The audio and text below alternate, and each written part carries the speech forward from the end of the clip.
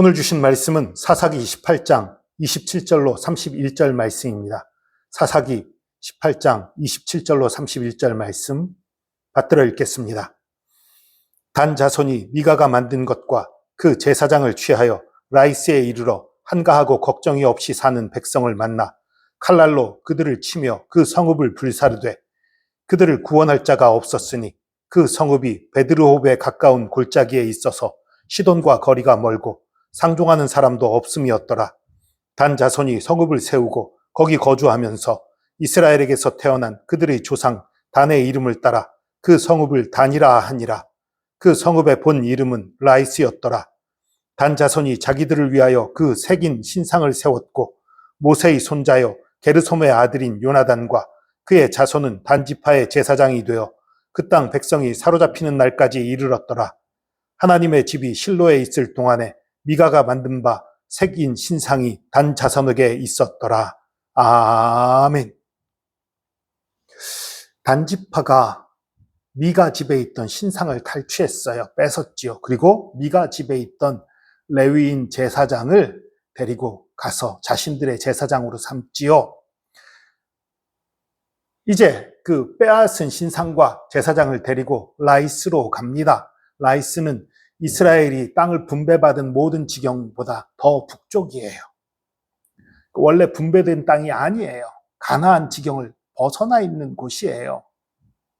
그런데 이 원래 단지파가 분배받은 땅에 강한 족속 블레셋이 강하게 버티고 있으니까 이 단지파가 그것을 차지하지 못하고 그냥 밀려나서 다른 땅을 찾아다니다가 라이스로 가는 거지요. 근데 이 라이스는 평안한 성읍이라고 나와 있어요. 하나님의 징벌 대상이 아닌 성읍이에요. 여러분 계속 말씀드리지만 가나안 땅을 이스라엘에게 하나님이 주신 것은 이스라엘에 대한 상으로 주신 것도 있지만 또한 가나안에 있는 수많은 민족들의 죄악에 대한 징벌이었어요. 근데 이 라이스는 거기에 해당이 안 되는 거예요. 그럼에도 불구하고 이 단지파의 포악함이, 이 단지파의 자신들만 아는 그 포악함이 그 라이스를 멸하게 되는 그런 일이 벌어진 거지요. 단지파의 포악함은 그 미가 집의 신상을 뺏어오고 그 제사장을 뺏어오는 것으로도 드러나지요.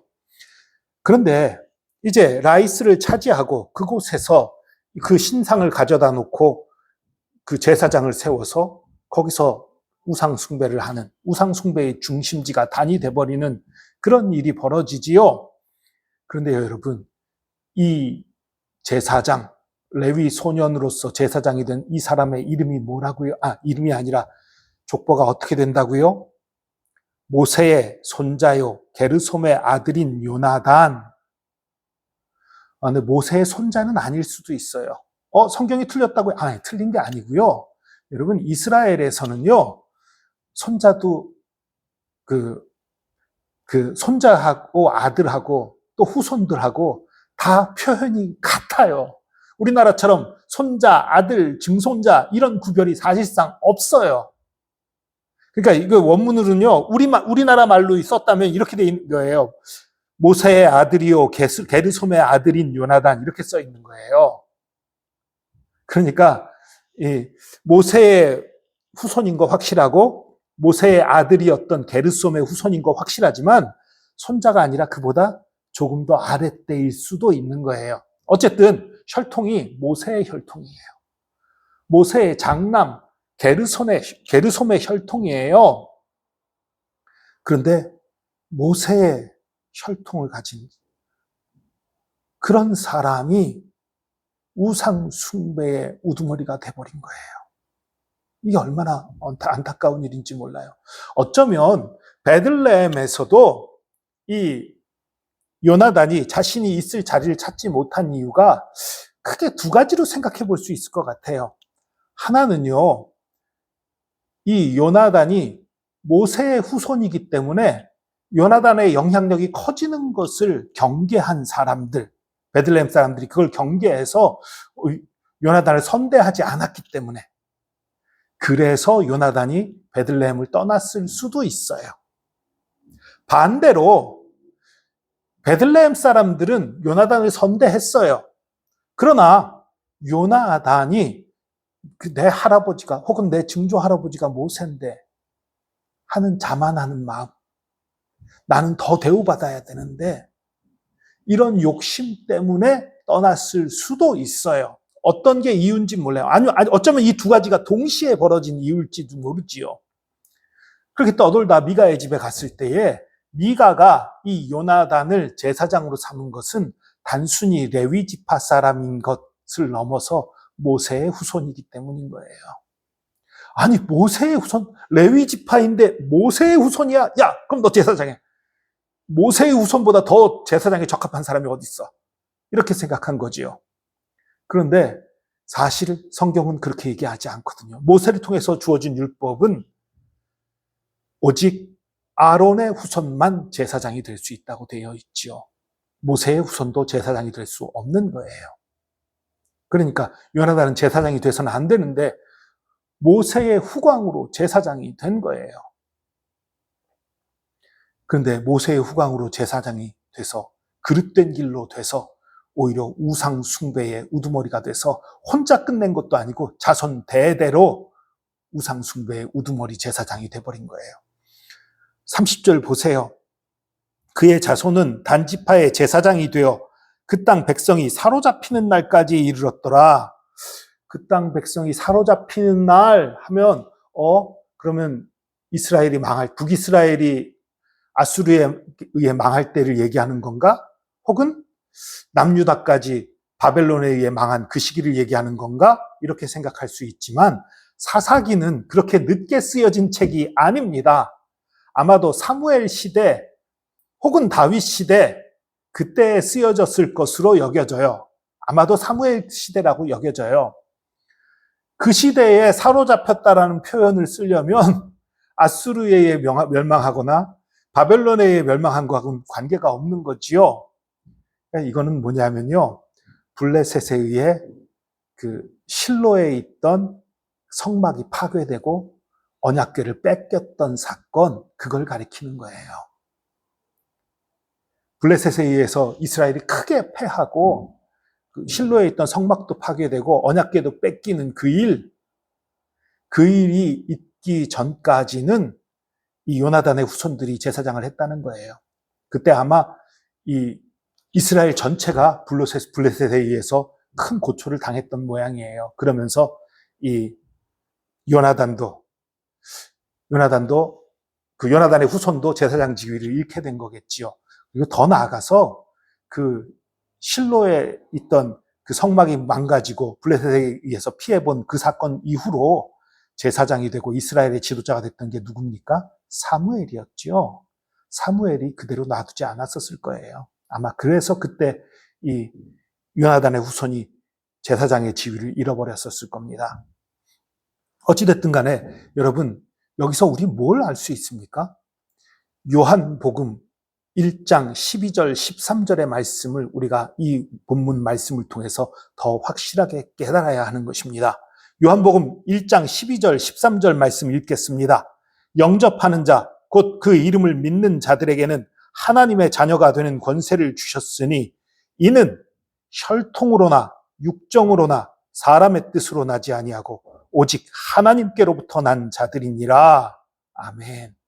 하나님의 구원은, 하나님의 역사는 혈통을 따른 게 아니에요. 사람의 육정을 따라서 사람의 욕심을 따른 것도 아니에요. 사람의 뜻, 사람의 노력, 사람의 어떤 그 펼치려는 길들, 그것을 따른 것도 아니에요. 오직 하나님의 은혜로 말미암는다는 것입니다. 여러분, 많은 사람들이 그렇게 생각해요. 자신의 환경과 여건에 대해서 남 탓을 하고 환경 탓을 하고 투덜대고 남을 부러워하고 이런 일이 얼마나 많이 있습니까? 야, 나도 신앙의 명문 가정에서 태어났다면, 혹은 나도 잘 사는 집에서 태어났다면, 나도 어떤 환경이 화목한 가정에서 태어났다면, 나도 건강했다면, 나도 이 기회를 놓치지 않았다면 많은 사람들이 그런 얘기들을 해요. 아니에요. 좋은 기회가 있어도 좋은 사람이 그 좋은 기회를 살리는 거예요. 나쁜 환경이 있어도 좋은 사람은 그 나쁜 환경을 좋은 환경으로 바꾸는 것입니다. 여러분, 사사기에 있던 입다를 기억해 보십시오. 서자로 첩의 아들로 태어나서 쫓겨났어요. 자기 고향에서 쫓겨나서 타지에 가서 떠돌이 생활을 하다가 하나님의 은혜로 그가 고향에 돌아와서 사사가 됐지요. 그래도 이 입다는 마지막이 좀 비극이 있으니까 넘어갑시다. 다윗을 생각해 보십시오. 다윗, 몇 번 말씀드린 적 있지만 다윗은 그 위에 있는 6명의 형들과 다른 어머니에게서 태어났어요. 그래서 집에서 천덕꾸러기였고 사이도 좋지 않고 정말 천대받던 사람이었어요. 집안에서도 천대받았고 나중에는 나라에 큰 공을 세웠음에도 불구하고 사울의 시기로 말미암아서 또 억울하게 도망자 생활을 하고 그러나 그럼에도 가장 위대한 왕이 되었었잖아요. 다니엘을 생각해 보십시오. 나라가 망할 때에 태어났어요. 망하던 시기였어요. 그래서 어린 나이에 바벨론으로 포로로 잡혀갔어요. 거기서 남의 나라 학문과 남의 나라 언어와 남의 나라 이름을 받고 남의 나라 신하가 되는 그런 일을 했어요. 그러나 다니엘을 통해서 하나님이 얼마나 큰 일을 행하셨고 그를 얼마나 높여주셨습니까? 여러분, 환경 탓하는 것은 그리스도인들이 할 바가 아닙니다. 여러분, 이 요한복음 1장 13절에 뭐라고 말합니까? 혈통으로나 육종으로나 사람의 뜻으로 난 것이 아니라 오직 하나님께로 난 자들이니라 라고 말하고 있어요. 그리스도인은 하나님께로 난 자들입니다. 우리는 예수 그리스도의 혈통을 지닌 자들입니다. 우리가 구원받은 것이 예수 그리스도의 피로 우리 죄가 씻김받고 그 피가 우리 속에 들어와 우리가 생명을 얻게 된 것이잖아요. 우리의 혈통은 예수 그리스도의 혈통입니다. 중요한 것은 우리가 믿음으로 살아가는 거예요. 나보다 좋은 환경, 좋은 여건들 부러워하고 또 내가 안 좋았던 것들 투덜대고 그것을 탓하면서 사는 것이 아니라 하나님이 나와 함께 하신다는 것을 믿고 하나님을 의지해서 승리해 나가는 것입니다. 여러분, 환경이 중요한 것이 아니기 때문에 하나님께서는 우리를 강하게 훈련시킬 때도 있어요. 여러분, 좋은 환경과 좋은 사람이 만나면 좋은 사람이 그 좋은 환경을 통해서 좋은 일들, 큰 일들 아름답게 잘 펼쳐나갑니다. 좋은 환경인데 나쁜 사람이 만나면 어떻게 됩니까? 오히려 나라를 망치는 사람, 민족을 망치는 사람이 되는 거예요. 이 요나단처럼 좋은 가문에서 태어났는데 그리고 그 가문의 영향으로 사람들이 너도 제사장해.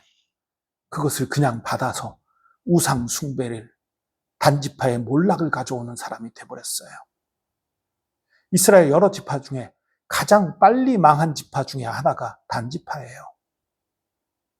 여러분, 그래서 하나님께서 우리에게 큰 일을 맡기실 때는 우리에게 많은 어려움을 주십니다. 좋은 사람으로 우리를 연단시키고 변화시키기 위함이지요. 그런데 그 훈련의 순간들, 훈련의 시간을 잘 견디고 믿음으로 이기면 훌륭한 사람이 되는데 때로 그 훈련을 불평하고 그 훈련을 도망치고 그 훈련에 불합격하는 사람은 쓰임받지 못하는 거예요. 여러분, 저와 여러분이 쓰임받고 있다면 하나님의 은혜이고 잘 훈련받았기 때문인 것입니다. 저와 여러분이 쓰임받지 못하고 있다면 아직 훈련 중이거나 하나님의 훈련에서 우리가 낙방했기 때문이에요. 저와 여러분의 나쁜 환경, 좋지 않은 여건, 그것이 저와 여러분을 쓰러뜨리고 넘어뜨린 것이 아니라 나 자신이 하나님의 훈련을 기쁨으로 감사함으로 이겨내지 못했기 때문인 것입니다. 여러분에게 좋은 환경이 있습니까? 하나님께 감사하시기 바랍니다. 하나님을 찬양하시기 바랍니다. 더욱 겸손하시기 바랍니다. 여러분에게 나쁜 환경이 있습니까? 그 환경을 잘 이겨나가시기 바랍니다. 그 환경은 하나님이 주신 훈련입니다. 저와 여러분을 더 굳세게, 더 강하게, 더 아름답게, 더 훌륭한 사람으로 변화시키는 그런 놀라운 선물입니다. 하나님 안에서 감사하며 기뻐하며 이겨나가고 승리하는 저와 여러분 되기를 축복합니다. 기도하겠습니다. 주님, 우리의 혈통은 육의 혈통을 따지는 것이 아니라 우리는 이미 예수 그리스도의 혈통을 따르고 있음을 고백합니다.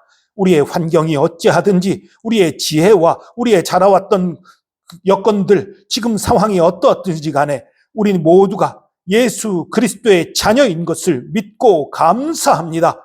환경에 굴하지 않고 믿음으로 이기게 하여 주시옵소서. 좋은 환경이 있다면 감사하며 찬양하고, 어려운 환경이 있다면 주님을 의지함으로 그 모든 것을 이겨내고 넘어서고 승리케 하여 주시옵소서. 우리의 아버지 되신 주님, 우리를 사랑하시는 주님, 우리를 좋은 길로 인도하시는 주님 감사합니다. 감사드리며 예수 그리스도의 이름으로 기도합니다.